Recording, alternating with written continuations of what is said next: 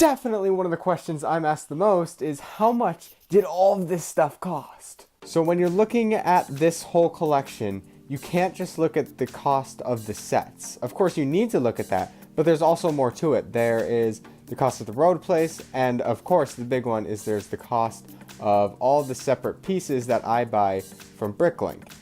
So how much did this all actually cost? Well, lucky for you and for me, I guess, I have kept really strict accounting of all the money that I spend on Lego, and it's all in a single spreadsheet, and I want to show that to you now. So the basic idea of this spreadsheet is to simply break down all the spending I do on Lego. So it's broken down into projects along the top that contain all of the orders from that specific project. And the data from each individual project is then compiled into this main sheet that totals it all up and makes a pretty little graph, all automatically.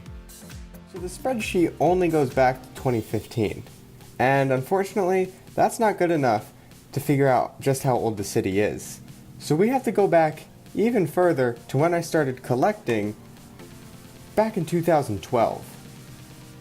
So we have the total from the spreadsheet now, but now we have to figure out how much I've spent on stuff that was before I started making the spreadsheet. And that's going to be kind of hard, so we have to estimate. Now the thing is, before the spreadsheet, I really didn't have too many modulars. I think I had the Fire Brigade, maybe the Grand Emporium, and maybe the Pet Shop. Let's go with those three. So let's call that $400. And other than those three modular buildings, I had a bunch of small sets like that pizza shop and maybe that little beach house and some road plates. But the road plates are mostly accounted for, I think, other than 4 in the spreadsheet.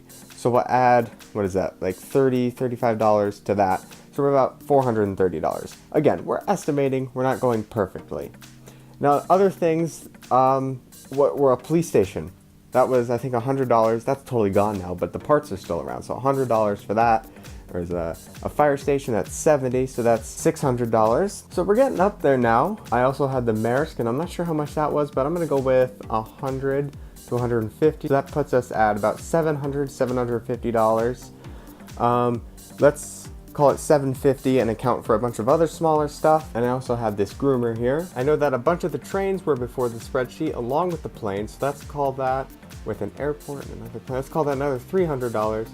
So we'll call everything that's not in the spreadsheet an extra about $1,100. All right, so now we gotta add it all up. So it's just about $2,800 in the spreadsheet, an extra, say, $1,100 not in the spreadsheet. That comes out to about $4,000.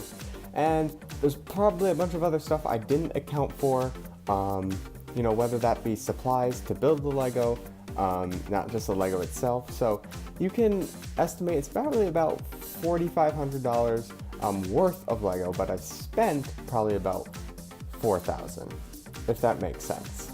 Anyway, that's a lot of money when you put it all together, but hey, I enjoy it, so that's all that matters, right? So thanks so much for watching. Let me know if you think that's a lot or if you think you've spent more.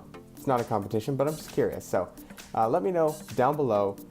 Thanks for watching, and I'll see you later. Bye.